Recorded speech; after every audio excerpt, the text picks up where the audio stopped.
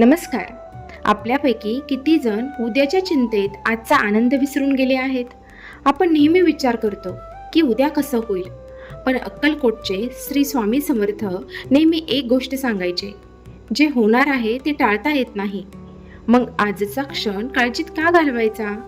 स्वामी म्हणायचे, अरे तू जन्माला आलास तेव्हा काय घेऊन आला होतास आणि जाताना काय घेऊन जाणार आहेस? आपण विनाकारण जबाबदाऱ्यांचं आणि अपेक्षांचं ओझं घेऊन चालत असतो. एक छोटीशी गोष्ट सांगते. स्वामींकडे एकदा एक माणूस गेला आणि म्हणाला, स्वामी मला सुख हवंय.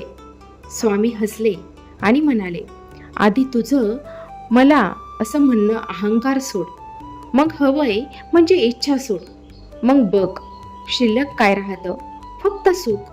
स्वामींची शिकवण साधी आहे, कर्म करत राहा आणि फळाची चिंता त्यांच्यावरती सोपवा. जेव्हा आपण म्हणतो की श्री स्वामी समर्थ, तेव्हा त्याचा अर्थ हाच असतो की माझ्या आयुष्याचा लगाम मी समर्थांच्या हातात दिला आहे. मग रथाचे सारथी जर साक्षात स्वामी असतील तर तो रथ कधी चुकीच्या मार्गावर किंवा खड्ड्यात जाईल काय? कधीच नाही. आजपासून स्वतःला एक गोष्ट बचावून सांगा, परिस्थिती कशीही असो, माझे स्वामी समर्थ माझ्यासोबत आहेत. अपयश आलं हरकत नाही, काळजी नको, स्वामी योग्य वेळेची वाट पाहत आहेत. तुमचा विश्वास जेवढा घट्ट तेवढी स्वामींची कृपा प्रबळ. म्हणून चिंतेचा त्याग करा आणि चिंतनाचा मार्ग धरा.